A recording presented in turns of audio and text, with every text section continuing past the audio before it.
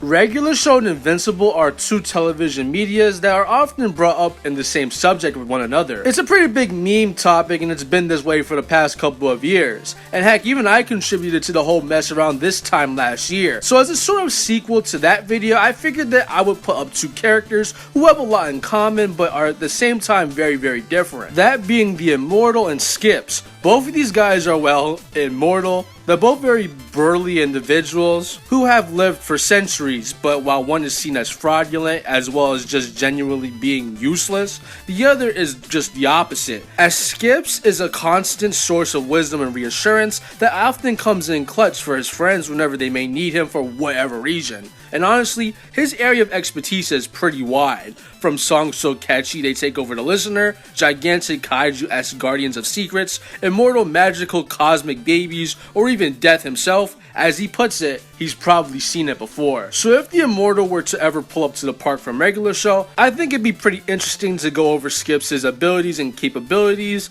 to see if he, with his wisdom and experience, could find a way to defeat this lesser fraudulent version of himself. So if that sounds interesting to you, then I implore you stick around, as that's what we're going to be talking about today. But before that, if you want to see more matchups like this, then be sure to like the video, subscribe, share it, just get it around, because that tells me that this is the type of content that you want to see. And hey, if you're new here, then be sure to subscribe. We're on the road to 100,000 subscribers, and I think it's a goal that we can hit by the end of the year. And hey, if you're new here, we post tons of shorts, a video like this every week, and we even stream on top of that.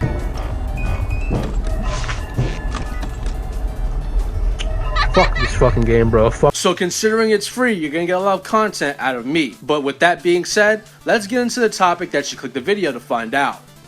Before we go over the GOAT scaling, we're unfortunately going to have to talk about how strong the Immortal is. And don't worry, he doesn't have that much. Like, he has more anti-feats than anything impressive, to be honest. But just hang in there for the next 2 to 3 minutes. I'll try my best to make this quick. Well, for starters, the Immortal is consistently portrayed to be the strongest earthly hero that isn't Mark Grayson, but that kind of just scales up nowhere, so I'm not going to dive into the semantics with all of that. Like, none of you guys want to hear me talk about city block level Immortal metas. So let's just dive into his main stuff. And well, using the comics, he unironically has nothing, as despite the guidebook claiming that he's on par with Viltrumites in terms of power, his showings are not indicative of that at all. So I'm not going to be using the comic scaling chain because it's just nothing to use. Literally, there's a moment in the comic that takes place in the season 3 era where Mark literally just picks the Immortal up by the head and uses him as a baseball bat. He's honestly just pretty pathetic. So, you guys are probably understandably surprised when I tell you that the show noticeably made him stronger, as despite him being weaker than Omni-Man still, he's not so much weaker that he cannot stalemate him, and he's also shown to be able to draw blood from Nolan under some situations, as he did it while extremely bloodlusted in the finale of season 1, and he was able to threaten his life during Nolan's assault against the Guardians while he had help. So overall, with these showings, he'd be relative to a season 1 era Mark, who has a feat of stopping a meteor, which kinetic energy comes out to around island level. But if you don't want to scale Mark to that for whatever reason, and just use the time frame, then he would kind of not scale to it fully because he slowed it down before he really threw it, but that would still be a mountain level feat from Mark. And this scaling chain in terms of AP and inverse is pretty consistent for the Immortal, because we've seen the season 2 opener that he is relative to a season 1 version of Mark who agreed to team up with his dad. He was pressing him in this little 1v1 scuffle here, and he was punching him so hard the blowback of his punches was causing him to disperse cloud formations. But honestly, the best thing he has to really draw from once again is his scuffles with Omni-Man, who consistently beats him pretty easily. I want to make note of that. But once again, they can fight for a little bit, and he drew blood from him multiple times. So he does scale to Omni-Man, whether you like it or not. So he should presumably upscale very casual Omni-Man showings from this time period, such as him thrashing the planet of Flaxen, which comes out to anywhere between small country to multi-continental. Because Omni-Man gets that just by flying around pretty fast while exerting himself. And the Immortal was able to stalemate him while he was flying for a punch. So he should probably scale to very casual Omni-Man showings like that. So at best, you could argue that he comes out to around moon level, based on if you think that his showing of diverting a meteor the size of Texas was a very casual feat on Nolan's end. But this is honestly pretty unlikely for the Immortal to scale to, because he brought brought it up as something to be impressed by. He kind of implies that it's like a really, cool thing. So scaling that metric of power to a guy that he just slaps in half might not be the best scaling chain for the Immortal, unfortunately. As for speed, he would scale anywhere between, massively hypersonic to relativistic, as he would scale to a season 1 mark showings. But at best, he would fall into those FTL plus ranges if you want to scale him to a current mark speed, as he has a showing at the beginning of season 3 in which he was able to fly from the moon and back in around 30 seconds. But once again, like his AP, I find it a little hard to scale the Immortal to the speed of a post-training Invincible who was already stronger than him to begin with, while heavily exerting himself during a training montage. So overall, the Immortal has some decent inverse that kind of carries his AP and scaling, as it's just decent enough to the point where he should comfortably fall into those mountain to multi-continental ranges, as well as, him having speed in that relativistic range pretty concretely. But, if you want to wank him a bit, you can get him to Moon and FTL.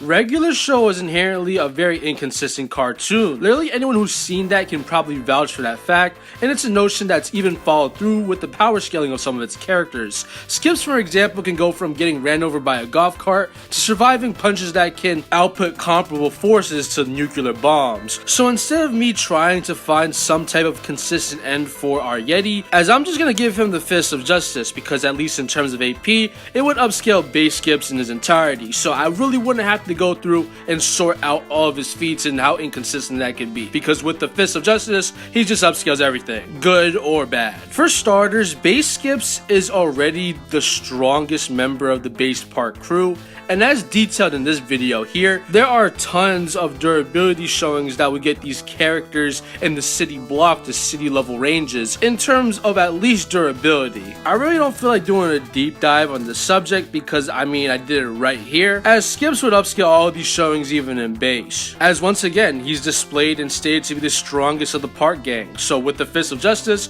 he would fall at worst anywhere between city plus to mountain level, as with the gloves he can hurt characters who can no-sell his base blows, and keep in mind his base blows already can send characters who can survive explosions comparable to atom bombs, flying, or even kill them in some instances. Like Rigby, he can survive antimatter explosions and orbital space lasers, but Skip's casual blows injure him so bad that he needs to be lifted via chopper, and he can even unalive him if he's trying hard enough. So the Fist of Justice being 20 times above most of the feats in the verse is very interesting, but there are much higher metrics that we can talk about, like much higher, as I believe the Fist of Justice to be around at worst planetary, as I think we have enough showings and lore to the point where we can probably Frankenstein some form of logic together to make something consistent. For starters, Mordecai and Rigby survived the destruction of a planet while on it, so that could buff even a base Skips up, so naturally with the Fist he just, get even higher into that level of power. There is also the fact that in the episode itself, Skip states that he needs to fight Clorgbane or the whole world itself would come to an end. So in the episode, it's implied that Clorgbane is a planetary threat, and Skips' whole job as an Immortal is to just beat him up with the Fist of Justice. I also want to point out that, at the end of his conflicts with Clorgbane, he has to punch him so hard that he orbits around the solar system from the Earth to the Sun and then to the edge of the solar system and back again in a cycle that lasts around 157 years. So Skips with the Fist of Justice has some pretty strong implications to be able to handle planetary threats. There's also another way to upscale the Fist, into this level of power, as the Cosmic Immortal Baby state that no mere mortal could defeat Clorgbane. So you could potentially use this scaling chain to upscale him and the gloves above mortal weapons such as the Galaxy Sword, which literally casually destroys the planet Jupiter and has galactic AP during its best showings. But if you want to keep it more conservative, we know that in the verse mortals have bombs that can planet bust, so Clorgbane being a threat that no mortal could ever hope to defeat would make the Fist of Justice being around planetary pretty consistent.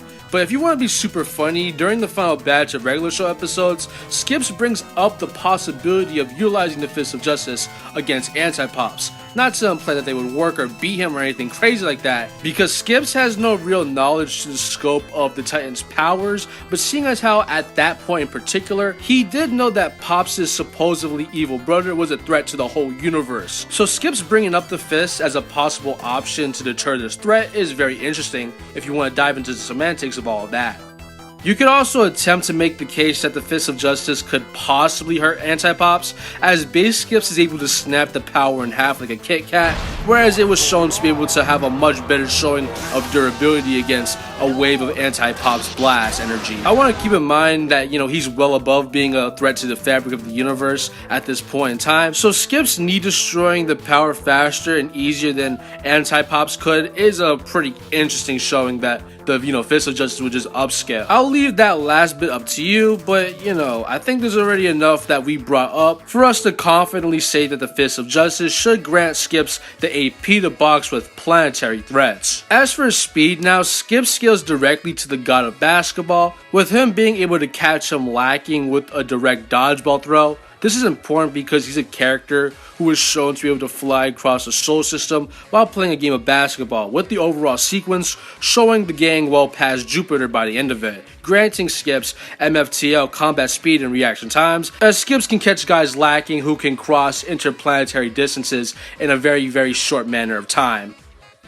So between Skips and the Immortal, who would win? And well, I think that the Immortal is going to beat a base Skips more times than not, but I will point out that there are ways you could wank a base Skips to being more than enough for the Immortal, as well as anyone in Invincible. Like Mordecai and Rigby can survive a planet-busting attack from a universal threat, but are killed or are narratively implied to be able to get soloed by Skips. So, I mean, I'll let you guys do what you want with that. I won't argue with you, I'm not gonna vouch for this fraud over here. But at least for me, I think that the most consistent way to get Skips above the Immortal is with the Fist of Justice. Because yes, they don't really amp his durability, they do amp his AP, and he's already so much faster than the base Immortal consistently that it wouldn't really matter that his durability is lacking. The Immortal would never ever tag Skips, whereas Skips could tag him with multiple planetary attacks. And seeing as how the Immortal is only like moon level at best, then I really don't think the Immortal would beat Skips, like seriously. And the craziest part is that that's only one way he could beat the Immortal. I didn't mention how he's got death on speed dial, and ironically, he also has the Playco Arm Boy, which boosts his base stats so dramatically that he was able to defeat death in an arm wrestling battle so powerful that it started to warp reality during the scene.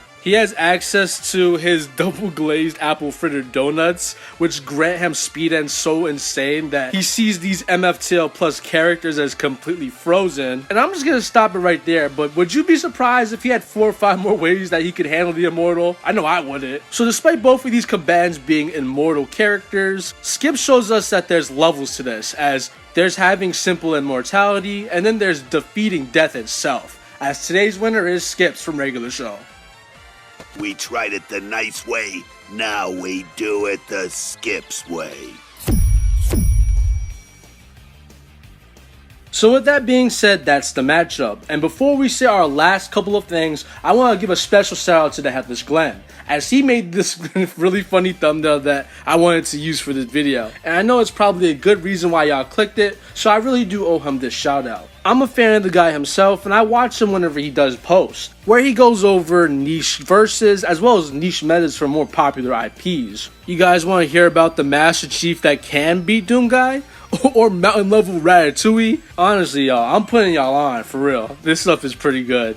But as for me, once again, I'd like to thank you for watching the video, and we should be streaming in the next couple of hours, so if you want to see me and talk about the video live there, then that's the place to do it. But if you're not interested in that, that's okay, as I'll see you guys next week with a new video. But until then, stay big, G fans.